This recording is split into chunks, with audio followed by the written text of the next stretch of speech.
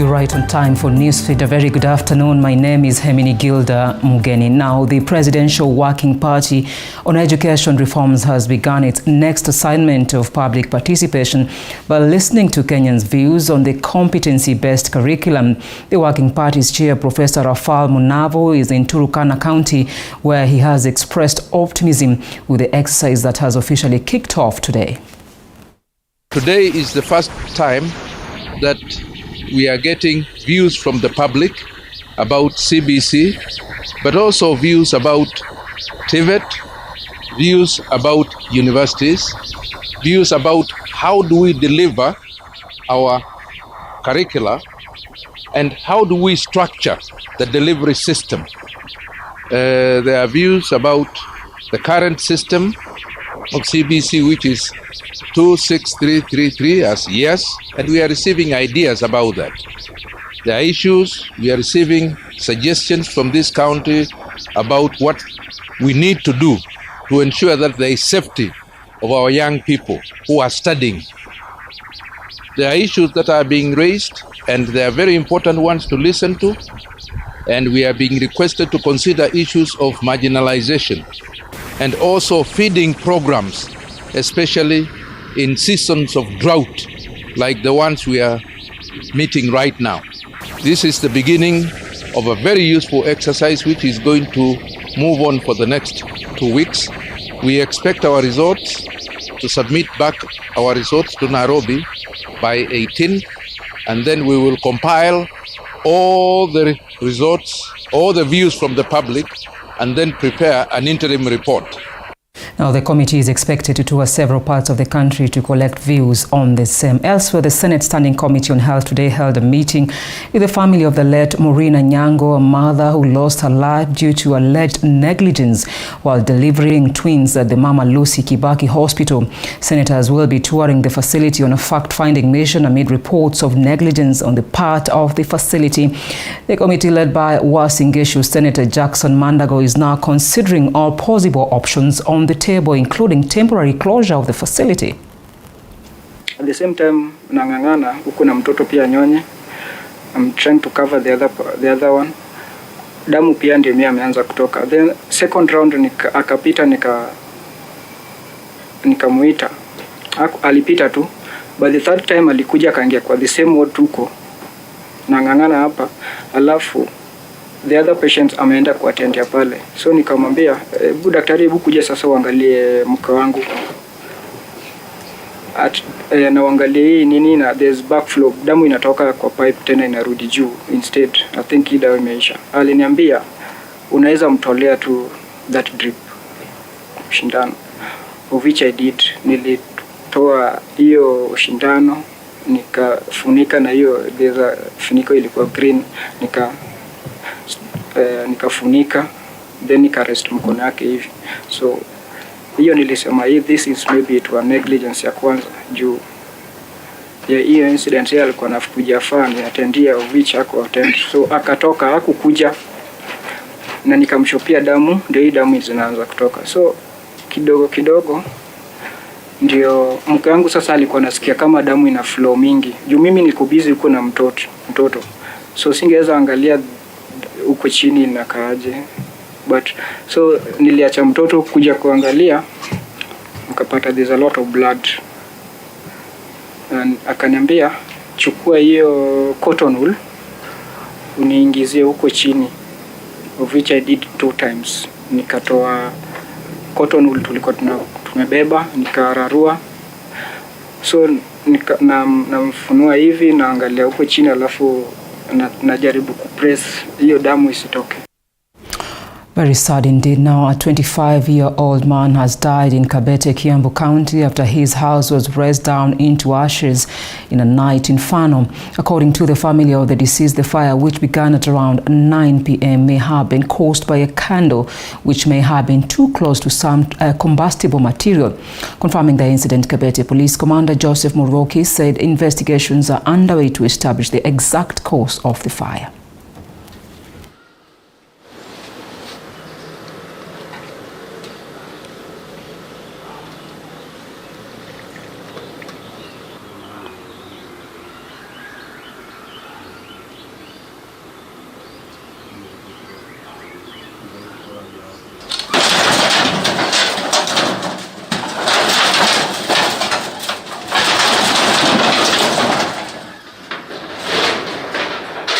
kama saa 3 hivi, kijana mwenyewe alikuwa ametoka kazini, alikuwa amechoka, kuja akarara kidogo, akakisha mshumaa ndio saa nyingine ilianguka ikachoma vitu vya kulalia, makondoro na vitu vingine ya nyumba.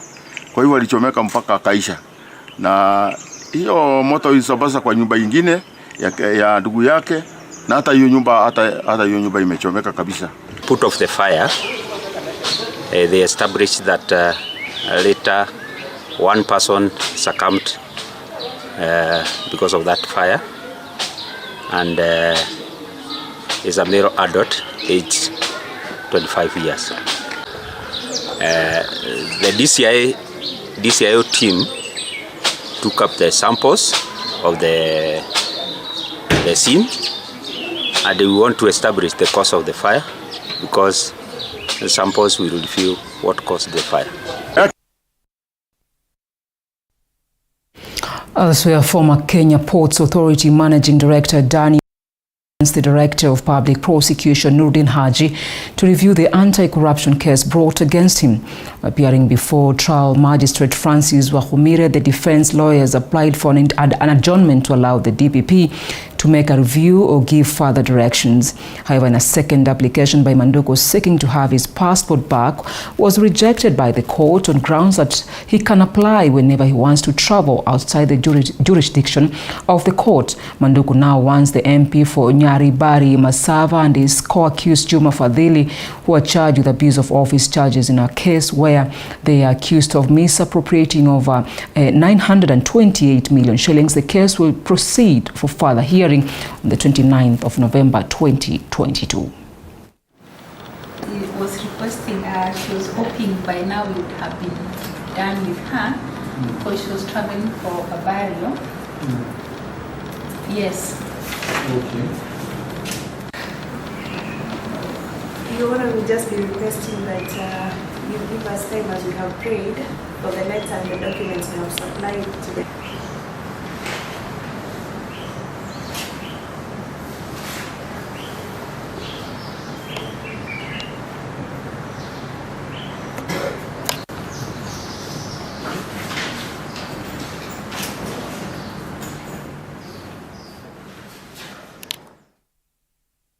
We apologize for the technical hitch. Now 5 police officers charged with the murder of a Mombasa tout while in police custody have been released on a bond of 1 million shilling each. Justice Munonga say if they are not able to raise the bond, they can pay a cash bail of 800,000 shillings. The officers will also be required to check in at the IPOA offices twice a month. The 5 have been in remand since September last year. An initial plea to be released on bail had been denied by the same court. The officers, through their lawyers led by Danstan Omare, in a second attempt, pleaded with the court to free them on bail. He asked the court to place any terms or conditions it deems fit, which has since been allowed by the court. The judge at the same time dismissed claims by the lawyer that IPOA was using the case to abuse their rights. He said there was no evidence to that effect. Very crucial information has been held away from the accused person, contrary to their rights under Article 50 that constitutes the right to fair hearing. It is on that account that today the High Court has made up its mind that the state, and specifically the IPOA, has been sluggish and has been acting in contravention of court orders it had issued on the 28th of November 2021. It has been long, but ultimately it has come to where we wanted today. We thank our lawyers and our judge today, and we are ready to cooperate as time goes by. Thank you. Told that they committed an offense 2019 where a person who had been arrested died within the police station, within the police cells. That story ended when these officers were arraigned to court. We raised the first issue under Article 397 of the CPC. Whenever anybody dies within the custody of the police, that is a matter to be referred to the inquest. That was not heard. Elsewhere, Attorney General Justin Muturi was this morning sworn in as Commissioner of the Judicial Service Commission at an event presided over by Chief Justice Martha Koome at the Supreme Court building. The Attorney General, who is the Chief Government Legal Advisor, promised to ensure that the judiciary will have cordial relations with the executive. Otherwise, the former National Assembly Speaker also includes approval of all commercial contracts drawn by ministries, departments and agencies. Chief Justice Martha Koome approvingly received the former Chicago member of Parliament to transform the commission altogether.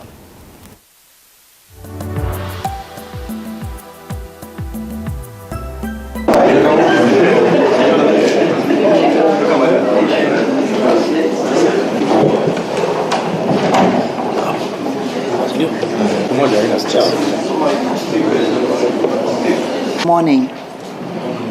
Let me take this opportunity to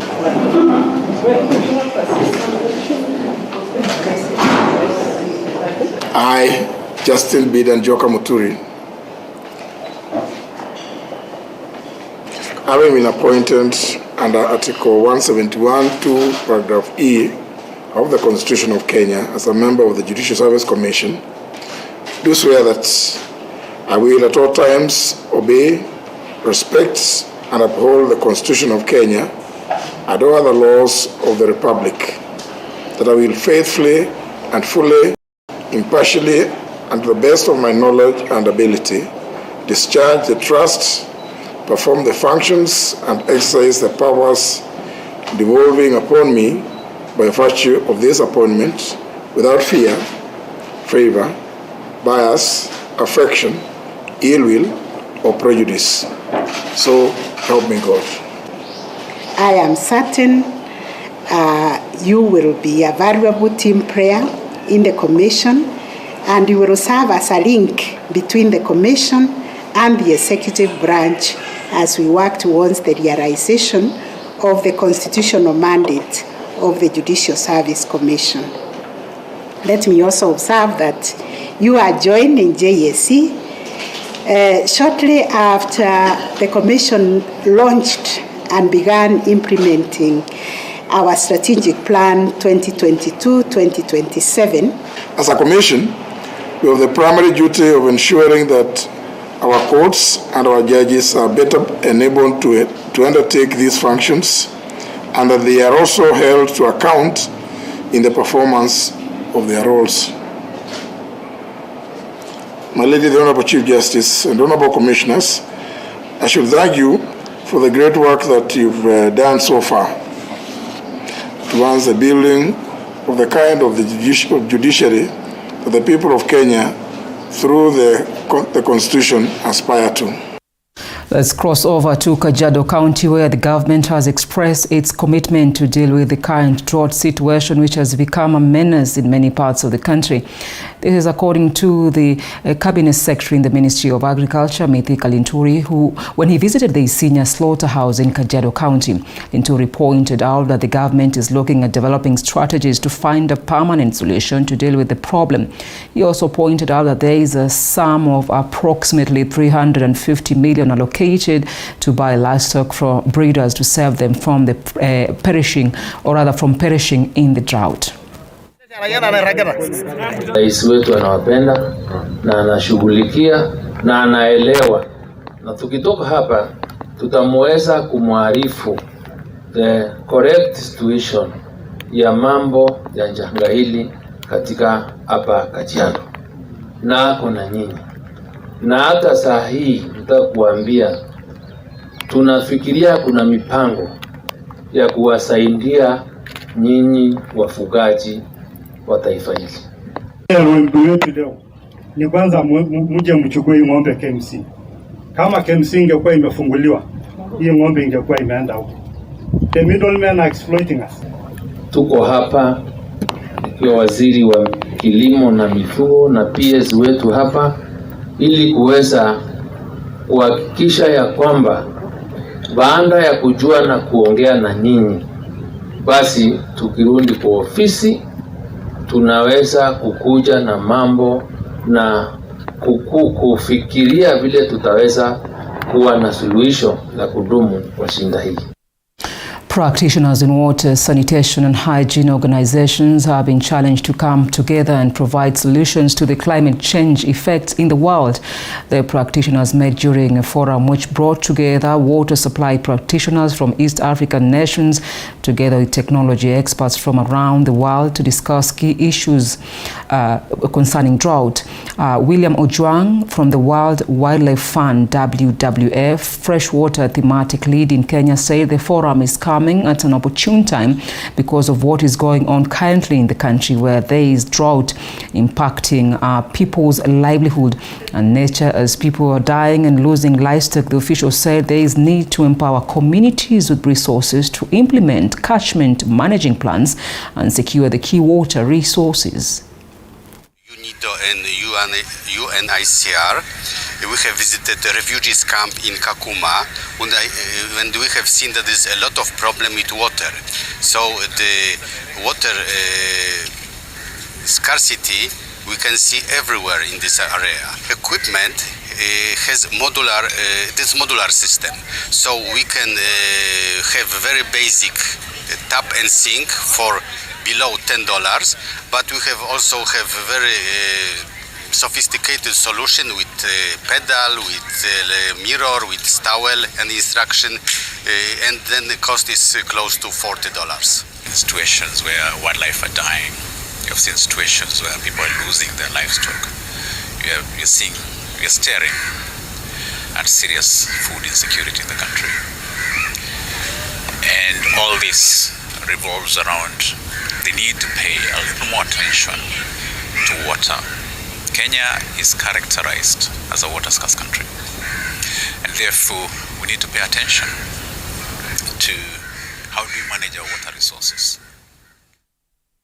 Now, staying with drought and Jambini, residents in Nyandarua County have been urged to plant drought-resistant trees as a way of curbing the biting drought that continues to ravage several parts of the country. While celebrating the 102nd birthday of Field Marshal Dedan Kimathi, environmentalists and other key stakeholders have expressed their concerns over the effects of the dry spell that has caused huge losses to farmers with the tree nurseries. Nyandarua County Kenya Forest Ecosystem Conservator John Njoroge and Central Region Director of Kenya Forest Research Institute Dr. Easton Mwititu have, however, underscored the need to encourage Kenyans to embrace the call to plant more trees as an effort to tackle the climate. At the same time, Dedan Kimathi Foundation CEO has said that the foundation is on the forefront of ensuring President William Ruto's pledge of planting 5 billion trees in the next 5 years. Comes in when we cannot actually be able to predict like we used to predict those old days. One of the most important things is what we call the aspect whereby we are not able to observe most of the carbon that is actually polluting our atmosphere.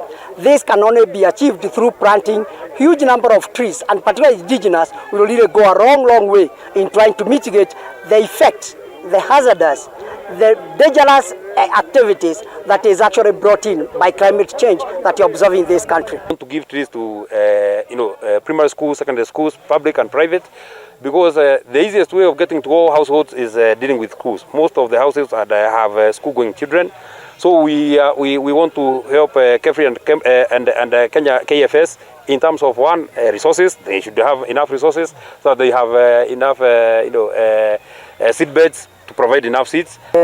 Pia tunashukuru sana kwa Kenya Forest Research Institute KEFRI kwa sababu wamekuwa wakitusaidia na zile vijikaratasi za kuweka zile mchanga ndio tuweke miche, na pia wanatusaidia na mbegu. Tulianza tukiwa kama hatuna msaidizi wowote, lakini tunashukuru venye multi agency wamekuja on board kutusaidia kama Equity, sana wanatupatianga miti. Also, stockholders in Keroka town at the boundary of Kisii and Nyamira counties are up in arms over the dilapidated infrastructure, which they say pose a health hazard, with school-going children most affected. According to residents, open sewers, heaps of garbage, including dangerous disposables, have become the order of the day, with their pleas for intervention falling on deaf ears. Ichoni Ward Representative Wycliffe Siocha has called upon authorities to take action in order to avoid more harm. hii mambo ya upangaji kama sewage system, refuse collection, ile takataka vile naokotwa na vile mambo ya sewage vile napelekwa mahali inapelekwa iko shida. Tunaomba viongozi ambao wamechaguliwa uangalie hiyo maneno. Harufu ni ile hata unasikia kutoka huko kwa barabara. Harufu inatoka mbaya. Halafu watoto wetu hapa chini wakeroka DOK wanakunywa hiyo maji. Nifakiti ikifika kama saa 8 hivi wanaenda kila mtu akuna kachupa anaenda kutafuta maji. Na hiyo maji ndio mtoto anachota anakunywa. Hiyo shida ndio tuko nayo, hata ng'ombe wanakunywa hiyo maji, hata tuko na shida ya hiyo tu maji. Na hii maji ni kama inaweza leta madhara kwa wakaaji wa Keroka, magonjwa, watoto wanachezea kwa hiyo mtaro.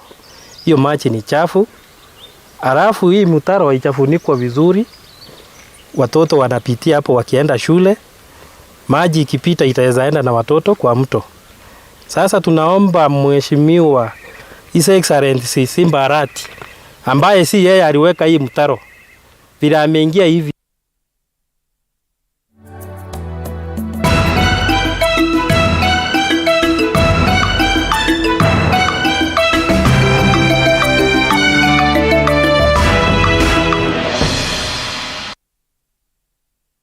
You are watching TV 47.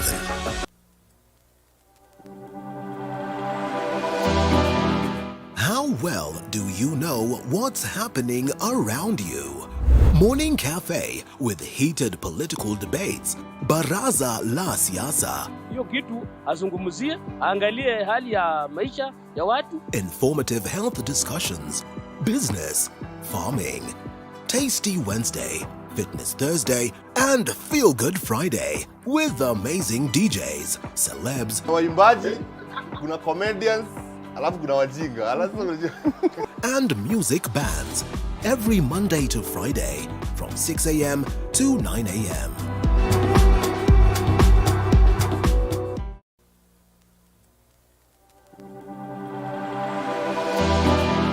How well do you know what's happening around you? Morning Cafe with heated political debates. Baraza la Siasa. Hiyo kitu azungumzie, angalie hali ya maisha ya watu. Informative health discussions. Business, farming. Tasty Wednesday, Fitness Thursday, and Feel Good Friday with amazing DJs, celebs, waimbaji, kuna comedians, alafu kuna wajinga, and music bands every Monday to Friday from 6 a.m. to 9 a.m.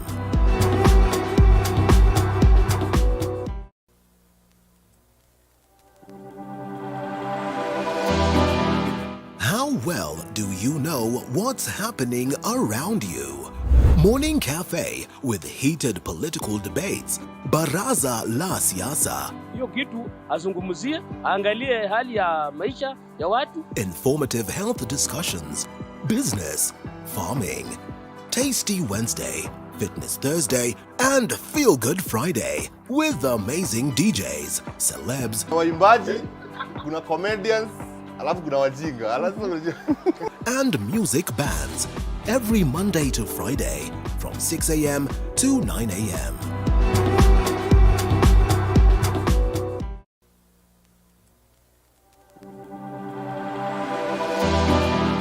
How well do you know what's happening around you? Morning Cafe with heated political debates.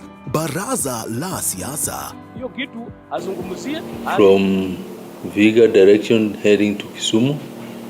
The brakes of that vehicle failed, and also the propeller shaft got broken, and the vehicle rammed into several vehicles ahead of it, and it had about 7 vehicles, as I've just said, which were involved. So far, we have not had any fatality. The injured persons are about 8. Those are the ones who have been taken to hospital, and as I've just said, there was no fatality. Those are just only injured people who have been taken to hospital so far. Elsewhere, a 60-year-old man from Matulani village, Kilifi County, is nursing serious injuries at the Coast General Hospital after he was attacked by unknown people on the 23rd of October this year. According to the area villager Mzee Karisa Katana, the attack was based on witchcraft allegations and a land dispute case of which the victim, Kazungu Kanubi, is a key witness. His attackers left him for dead after inflicting deep wound cuts around his head, neck and face. Grey-haired elders in parts of Kilifi and Kwale counties have over the years been living in fear of being murdered by locals who associate them with witchcraft. Walikuwa wakijulikana kwa sababu walimwambia Kanubi moja kwa moja kwamba wanasema Kanubi wanamwambia ni mchawi. Na Kanubi alikuwa hajasema, na mimi kupitia kwa mzee wa mtaa hao walikuja kwangu na wakaja wakaniambia, nikamwambia mngojeni mzee Kanubi mwenyewe mumuone, basi amwambie nyinyi ni wachawi, ndio kama nikuchukua hatua mfanye nini mchukue. Na hawakufanya hivyo, wametoka hapo wakaenda kwa chifu, wakatoa barua na chifu wakaenda polisi. Walipotoka polisi wamerudi nyumbani, hawakufanya shughuli yoyote mpaka tarehe 5 ndio mzee Kanubi aka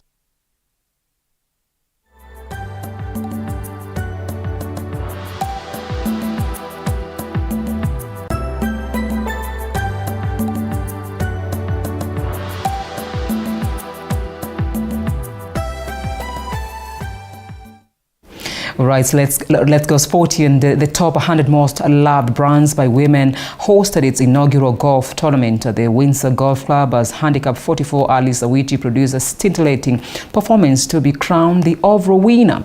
Awiti carded a total of 47 points to emerge victorious, while Ruth Omansa carded 41 points to win the ladies category, only 1 point ahead of Irene Kimeu, and handicap 28 Mushiri registered 45 points to win the men's category. Speaking after the tournament's prize-giving ceremony, Brand Strategy Design Group's founder and chief executive officer Eva Muraya stated that the tournament will be held annually and will go a long way in promoting the popularity of the golf sports in the country.